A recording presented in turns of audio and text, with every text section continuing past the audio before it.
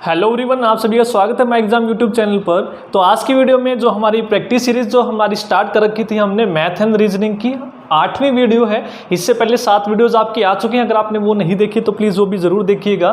तो इस सीरीज में हमने क्या स्टार्ट कर रखा कि आपके जो मैथ और रीजनिंग के इंपॉर्टेंट क्वेश्चन हैं उन सभी को हम कवर करेंगे। ठीक है, जो थ्योरी पार्ट है हमारा वो साइड बाय साइड चलता रहेगा, उसके साथ साथ जितने भी आपके इंपॉर्टेंट क्वेश्चन बनते हैं उसी थ्योरी के बेस्ड पर वो हम सभी प्रैक्टिस सीरीज में देखेंगे। ठीक है, ये आपके हर एक एग्जाम के लिए इंपॉर्टेंट होने वाले हैं क्वेश्चन, तो हर एक क्वेश्चन को हम बेस्ट मेथड से कैसे सोल्व करेंगे उनको हम देखेंगे।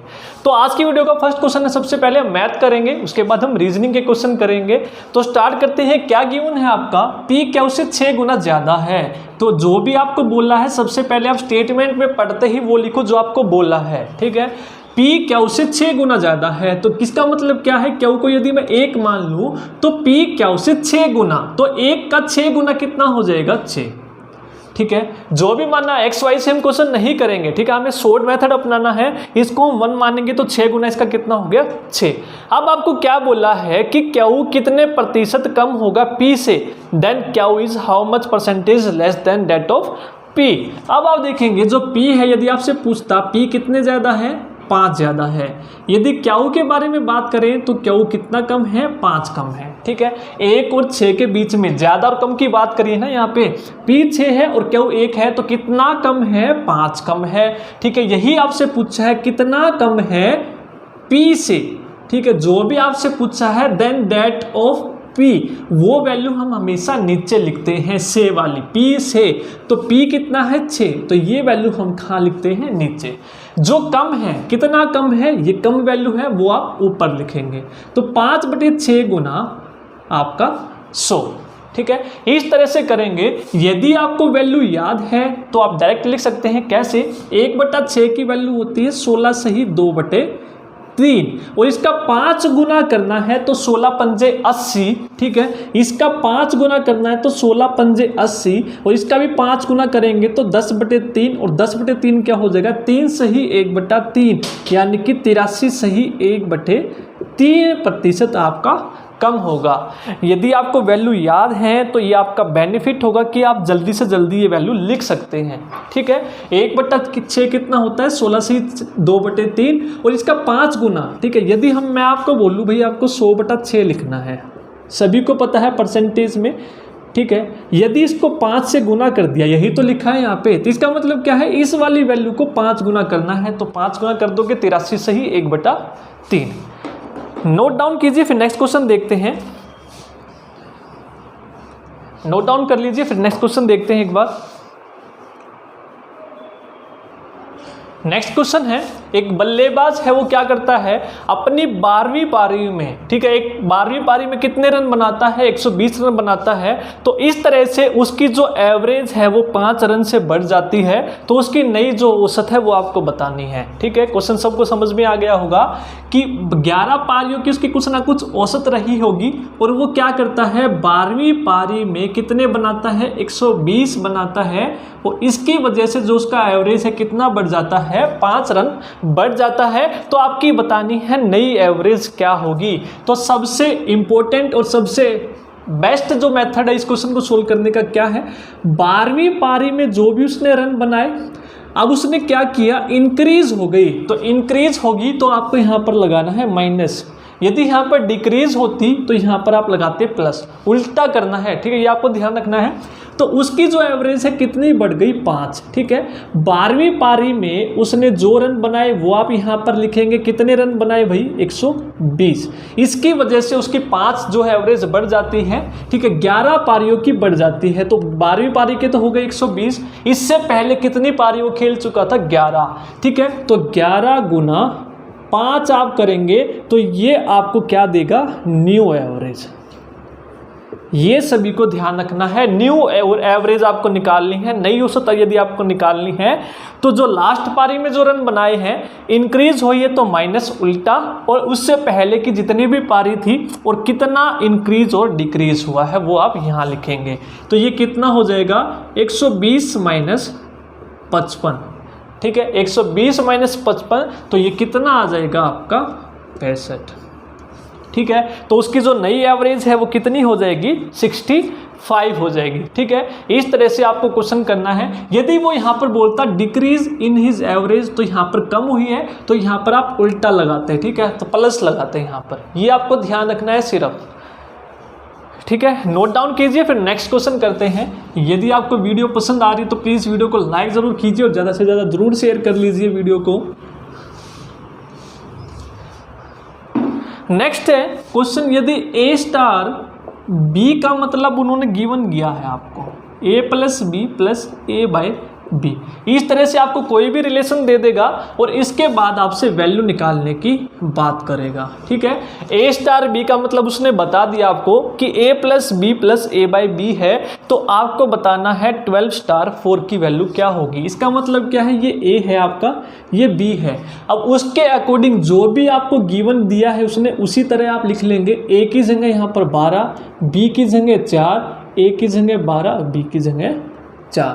इस तरह से आपको लिख लेना है, जो भी उसने बोला है फिर काट देंगे। 12 4 16 3 19, इस तरह से आप करेंगे। कभी कई बच्चे क्या करते हैं, सोचेंगे तो मल्टीप्लाई है 12 चौक 48, और वो भी आपको ऑप्शन में मिलेगा। जल्दबाजी में देखते ही आप क्या करेंगे, 48 पर आंसर लगा देंगे। ठीक है, ऐसा नहीं करना है आपको। जो भी आपको रिलेशन पहले दिया है उसी रिलेशन के आधार पर आपसे वैल्यू वो पूछेगा और वही आपको निकालनी है।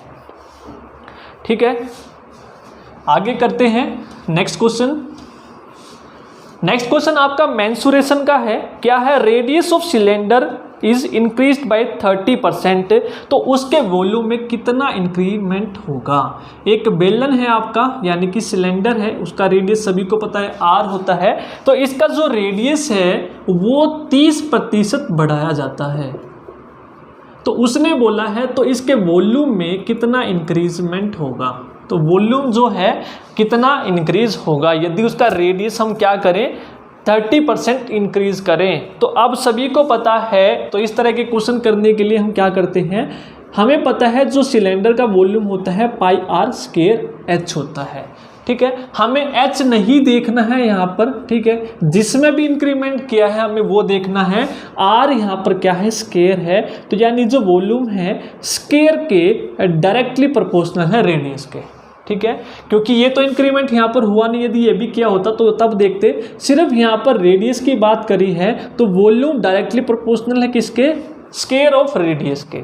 ठीक है, यदि वो एक बार रेडियस बढ़ाएगा तो वॉल्यूम जो है 2 बार बढ़ेगा। अब हम क्या करेंगे, इसको 2 तरीके से कर सकते हैं, या तो 30 प्लस 30 इस तरह से हम कर सकते हैं। ठीक है, x प्लस वाई सभी को पता है, यदि 2 बार बढ़े कोई चीज़ x plus y upon x y upon 100, तो इस तरह से भी हम कर सकते हैं। तो डायरेक्ट आपका क्या आ जाएगा यहाँ पर 69%।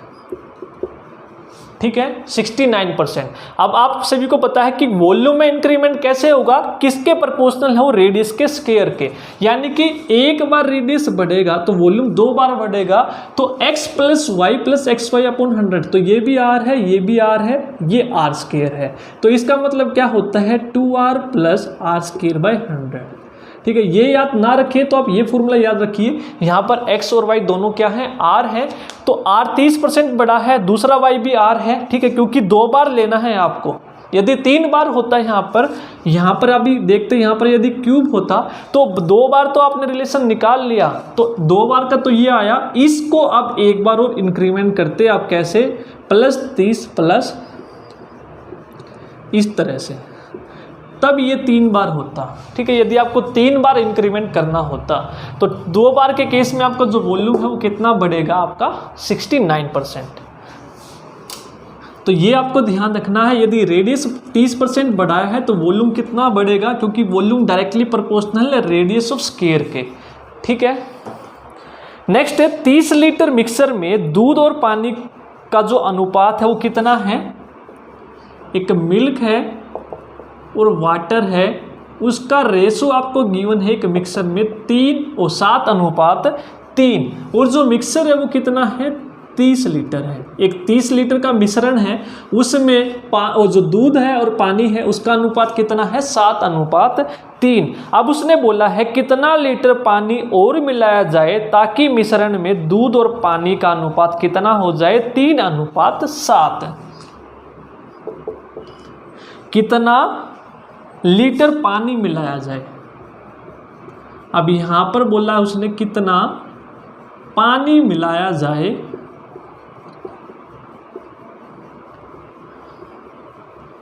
ठीक है, कि आपका जो रेशो है वो कितना हो जाए मिल्क का और वाटर का 3:7, यानी कि क्या हो जाए आपका वो उल्टा हो जाए। ठीक है, तो इस तरह के क्वेश्चन आप कैसे करेंगे। अब आप देखिए पहले क्या था, सॉल्यूशन करते हैं। यहाँ पर पहले क्या था, मिल्क और जो वाटर है आपका, मिल्क और वाटर, इसका अनुपात कितना था, 7:3। ठीक है, 7 कितना था, 3। ठीक है, अब आप देखेंगे यहाँ पर आपने क्या किया है, वाटर ऐड किया है। क्या किया है, वाटर ऐड किया है। तो वाटर ऐड करने के बाद जो आपका रेशो है वो कितना आ गया, 3:7। लेकिन आप देखिए यहाँ पर वाटर ऐड किया है, तो वाटर ऐड किया है इसलिए आपका जो वाटर है वो तो बढ़ गया, लेकिन जो मिल्क है उसका परसेंटेज आपका चेंज हो गया। लेकिन हमने पानी और जो दूध है उसमें कोई छेड़छाड़ नहीं करी है, तो जो पहले जो था मिल्क वो बाद में भी आपका वही होना चाहिए। तो इसको आप सेम बनाइए, मिल्क को सेम कैसे बनाएंगे, पहले 7 था अब 3 हो गया, तो 7 और 3 का आप मल्टीपल ले लेंगे, एलसीएम 21, तो इसको आप 21 बनाइए। इसको आप 21 बनाएंगे यानी कि 3 से गुना, तो ये भी 3 से गुना करना पड़ेगा क्योंकि अनुपात है। और इसको आप क्या करेंगे, 7 से गुना करेंगे। ठीक है, तो 7 या 21 और ये 7 या 21, क्योंकि आपका जो मिल्क है वो आपका सेम हो जाए, क्योंकि हमने मिल्क के साथ तो कोई छेड़छाड़ नहीं करी है। तो ये 21 9 और आपका क्या है 21 और 7 7 49। ठीक है, 7 7 49। तो अब आप देखिए रेशो तो सेम ही रहेगा, 3 3 9 3 7 21, काटेंगे तो रेशो तो सेम ही रहेगा। अब यहाँ पर आपने क्या किया, मिल्क को सेम बना लिया, क्योंकि आपने क्या किया है, सिर्फ और सिर्फ वाटर ऐड किया है। पहले वाटर था 9, अब कितना हो गया 49। इसका मतलब आपने कितना ऐड किया है, 40 ऐड किया है। ठीक है, अब इस 40 की वैल्यू निकालनी है, तो पहले कितना था 21 + 9, टोटल कितना है पहले 30, तो 30 ही हमको गिवन है। ठीक है, 30 ही हमको गिवन है और 30 ही आपके अकॉर्डिंग आ रहा है, तो इसलिए जो पानी आपने ऐड किया वो कितना किया है, 40 लीटर। ठीक है, तो इस तरह से आपको क्वेश्चन करने हैं, नोट डाउन कीजिए। इसके बाद जो रीजनिंग है उसको हम करते हैं। ठीक है, समझ में आ गया आप सभी को। इसमें पानी ऐड किया है, जो दूध है वो आपको सेम बनाना पड़ेगा। ठीक है, क्योंकि आपने दूध के साथ छेड़छाड़ नहीं करी है। तो अब आपको साफ दिख रहा है, यहाँ पर पहले 9 था, यहाँ पर 49 हो गया, यानी कि आपने जो वाटर है कितना ऐड किया है, 40। ठीक है, फाइनल। इसको रब करते हैं। ये था आपका मैथ का पोर्शन जिसमें आपके इंपॉर्टेंट क्वेश्चन थे, सभी मिक्स क्वेश्चन करेंगे हम सभी के इसमें। ठीक है, अब हम करते हैं रीजनिंग के क्वेश्चन। तो रीजनिंग का क्वेश्चन है सबसे पहले आपका कैलेंडर का। 26 फरवरी 1947 को कौन सा दिन होगा, ये आपको निकालना है। 26 फरवरी 1947। तो इस तरह के क्वेश्चन करने के लिए मैंने आपको पहले भी करवाया हुआ है कैलेंडर, यदि आपने वो वीडियो नहीं देखी है तो वो भी आप ज़रूर देखिएगा। तो कैसे करेंगे, जब भी आपसे डायरेक्ट डेट पूछे तो आपको क्या करना है, इसको ब्रेक कर लेना है 1 साल पहले में। ठीक है, 1947 आपसे पूछा है, इससे पहले कौन सा साल आएगा, 1946। ठीक है, 1946 आएंगे। ठीक है, अब आपको घुसना है 46 के बाद कौन सा आएगा, 47, और 47 भी कहाँ तक जाएंगे, जनवरी + 26 फरवरी। अब हमें यहाँ पर लीप ईयर चेक करने की जरूरत ही नहीं है, क्योंकि 26 फरवरी तक ही जाना है हमें। यदि मार्च में जाना होता तो हम ये देखते कि 47 आपका लीप ईयर है या नहीं है, क्योंकि हमें जो फरवरी है वो पूरा क्रॉस नहीं करना है, तो हमें लीप ईयर चेक करने की ज़रूरत नहीं है। अब आप क्या करेंगे, इसके ओड डेज निकाल लेंगे और इनके ओड डेज निकाल लेंगे। ठीक है, विषम दिन निकाल लेंगे। तो इसको आप ब्रेक करेंगे कैसे, 1600 + 300 + 46। ठीक है, इसमें जिसकी वैल्यू आपको पता होती है उसमें आप ब्रेक करते हैं, मैंने आपको बताई हुई है। 100 200 300 और 400 का कोई भी मल्टीपल हो तो इनकी वैल्यू कितनी होती है, 5 3 1 और 0। ये आपकी ओड डेज आपको डायरेक्ट याद रखनी है। अब आप देखेंगे 1600 किसका मल्टीपल है, 400 का। 400 का जो भी मल्टीपल है, 800 1200 1600 2000, सभी में ओड डेज कितने होने वाले हैं, 0। तो इसमें आपके ओड डेज आ गए 0। 300 में कितने ओड डेज हैं विषम दिन, 1। ठीक है, ये आपको डायरेक्ट याद रखने हैं ताकि आपको आसानी हो जाए। अब आपको निकालना है 46 में, तो 46 में वो डेज निकालेंगे। पहले तो इसके लीप ईयर और इसके साधारण दिन। तो लीप ईयर के लिए हम क्या करेंगे, इसको 4 से भाग करेंगे। 11 चौक आपका कितना जाएगा 44, 11 पे कटेगा। ठीक है, तो हम यहाँ पर लिख देंगे 11। ठीक है, 11 पे कटेगा, तो जो जिससे कटेगा वो आपको यहाँ पर लिखना है। ठीक है, अब इसको आप क्या करेंगे, 46 को 7 से भाग करेंगे साधारण आपके निकालने के लिए ईयर। तो ये कितने पे कटेगा आपका, आप देखेंगे 7 6 42, तो कितना बचेगा आपका 5। तो ये आप यहाँ पर क्या लिखेंगे 5। सभी को समझ में आ गया। यहाँ पर आप क्या लिखेंगे 5 लिखेंगे। ठीक है,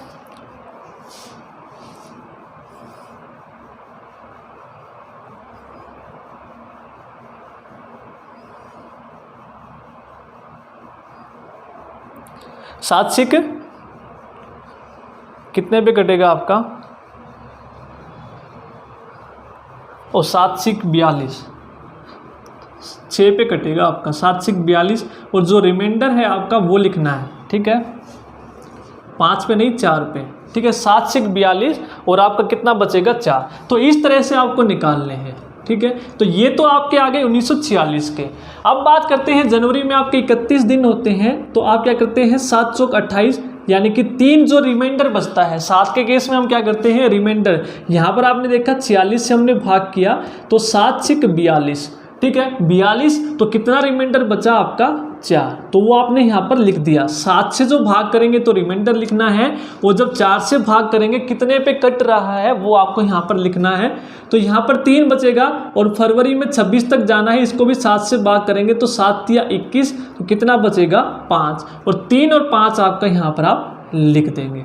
तो ये आपके आ गए विषम दिन। अब इस 11 को भी हम छोटा कर लेते हैं, 7 से भाग करेंगे तो 7 एकम 7, आपका कितना बचेगा 4।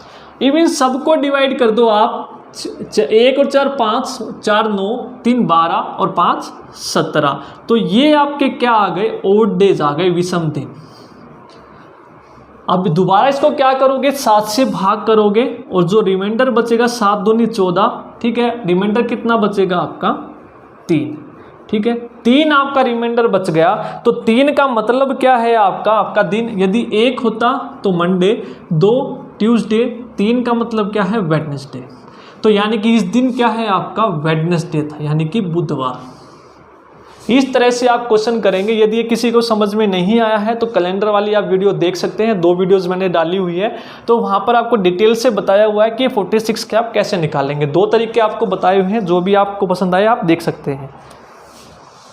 आगे चलते हैं, कैलेंडर के क्वेश्चन हो गया आपका। नेक्स्ट क्वेश्चन है रीजनिंग का, ए बी की बेटी है। आपको क्या गिवन है, जो ए है वो क्या है बी की बेटी है, उसके बाद बी जो है वो सी की मम्मी है। रिलेशन का क्वेश्चन है, बी सी की मम्मी है, डी सी का भाई है, डी सी का भाई है, और डी का ए से क्या संबंध है। तो डी का ए से संबंध बताना है आपको, क्या होगा कैसे करेंगे। ए बी की बेटी है, तो जो ए है वो किसकी बेटी है, बी की। तो इस तरह से आप लिख लेंगे, जिसकी तरफ एरो उसी का रिलेशन क्या है, इसका मतलब क्या है ए बी की बेटी है।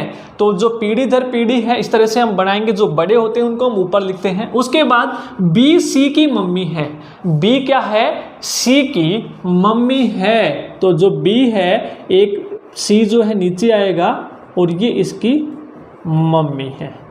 ठीक है, अब आगे बढ़ने से पहले हम देखते हैं सी की मम्मी कौन है, बी है, और जो ए है वो किसकी बेटी है, बी की है, तो ये इसकी भी तो मम्मी हुई।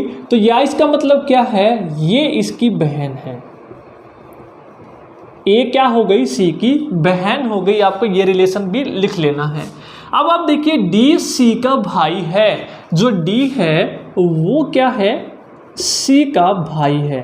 तो सेम रिलेशन एक ही लाइन में लिखते हैं, डी सी का भाई है और ए सी की बहन है, तो इसकी भी तो बहन ही होगी। और यही आपसे पूछा है डी का ए से क्या संबंध है, तो डी का ए से संबंध पूछे तो भाई, यदि ए का पूछे तो डी की बहन। ठीक है, इस तरह से आप क्वेश्चन करेंगे। ठीक है, समझ में आ गया, डी ए का क्या है, भाई है। नेक्स्ट क्वेश्चन करते हैं हम।